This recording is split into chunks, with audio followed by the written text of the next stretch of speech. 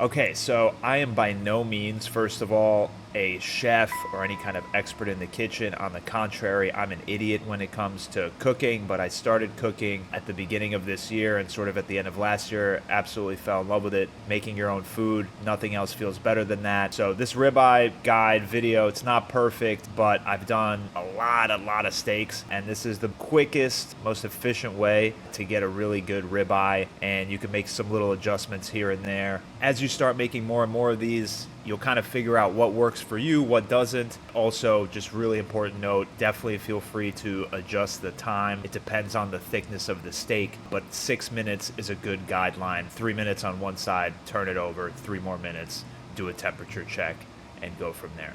Hope you enjoy the video. All right, so we're gonna start out, first of all, we have some carbon steel cookware here. Took the steak out of the fridge. We got some garlic and some butter. You want to take the garlic. I use this weird little thing to kind of clean it. Just roll it around. It'll come out clean. An important thing to note here is you want to take the steak out. This is something I didn't do this time around, but let it sit at room temperature. Dry it off with a paper towel and wait till it gets to room temperature so that it's not cold. That way the cooking time is a little bit easier. Salt and pepper on both sides. Don't overdo it with the salt, but you want to get both sides pretty much covered as best as you can.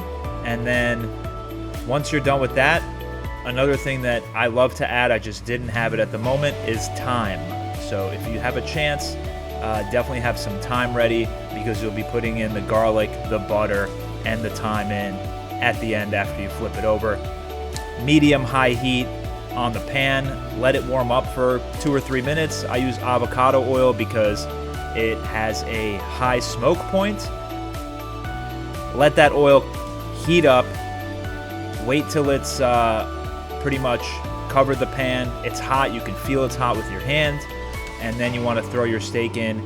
If it doesn't sizzle when you put it in, you haven't waited long enough. The oil is not hot enough.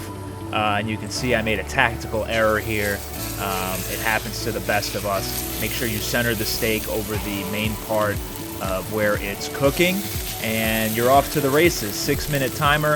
At 3 minutes, you'll be turning that bad boy over.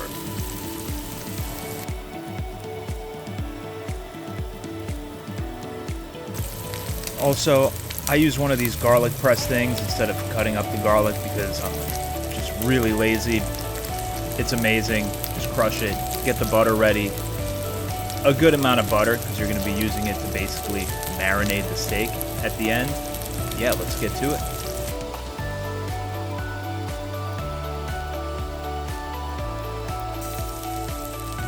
At this point, we're about 3 minutes in. It's time to flip this bad boy.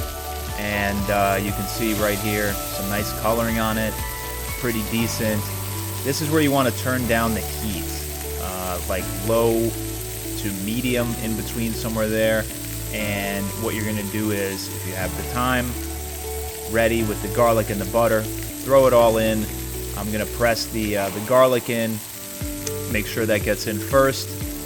Great aroma. Then throw in the butter and the thyme if you have it.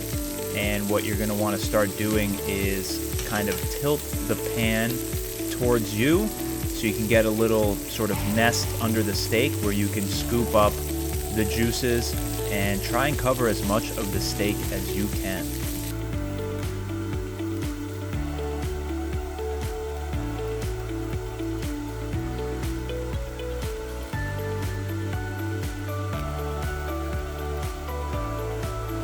At this point, we're coming up to 6 minutes. We got about 30 seconds left, so I'm going to take out my handy thermometer here because I don't know how to tell a well done from a rare just by touch like the pros. And what you're aiming for here, if you want a medium rare, is 130 to 135. So if you're already at 130, like I'm about to show here, turn the pan off, take it off immediately because it's still going to continue cooking for just a little after you take it off and let it rest. If you want rare, aim for 120 to 130, medium is 135 to 145, and then medium well and everything else above 145. So as you can see, we're at about 132. Time to take it off because I love my ribeye medium rare. We're going to take it off now. You can see my Frenchie there, Jax, making an appearance. He obviously loves the smell of steak. Flip it over, looks good on the other side. Now there's nothing left to do. Let it rest for a few minutes. After it's rested, that's it. Let's slice it up, see how we did. Unfortunately, I didn't get my medium rare because I took it off at about 132, 133. So you can see the pink on the inside, that's about medium. And you end up with a delicious ribeye steak. Add whatever you want, pasta, rice, or just go straight ribeye.